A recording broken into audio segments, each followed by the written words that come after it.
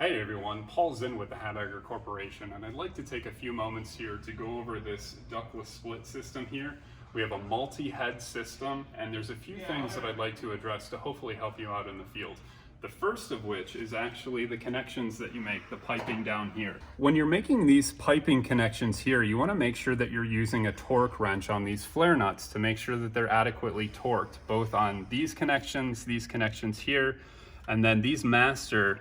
The only thing that you have to worry about here is that they're open.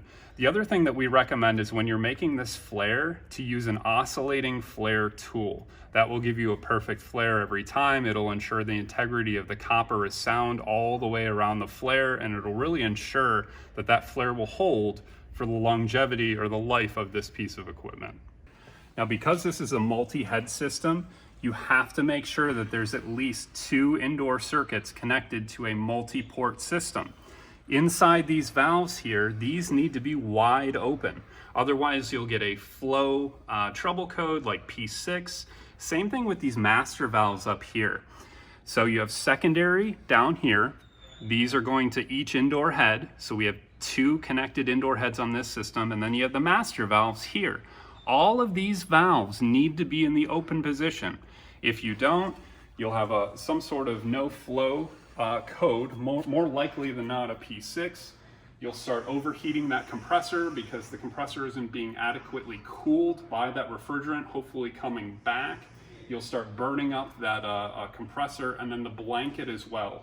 If we suspect that the compressor is starting to fail, the first thing that we'll tell you is to pull that compressor blanket off completely and look at the inside. It should be nice and clean inside.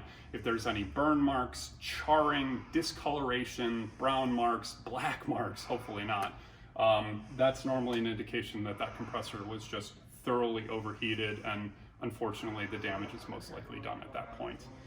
The last thing that I wanted to go over was the wiring connections here.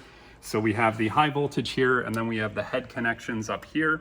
You just want to make sure that you have each indoor head going to the correct placement here on the outdoor unit.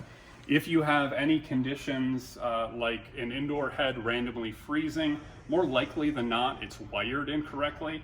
The best way to do that would be to go to indoor head A, tie 2 wires together, come outside to indoor head A, those 2 wires. Do you have continuity or not? If you have continuity, those wires are going to the right place, and you need to do them with all 3 sets. So 1 and 2, 2 and 3, 3 and 1.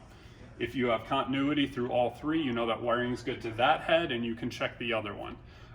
Unfortunately, with a 2-head system like this, if you have one wrong, they're both wrong. So you would need to check the other one as well, just to make sure that A is going to A, B is going to B, C is going to C, as an example. Please subscribe to our channel.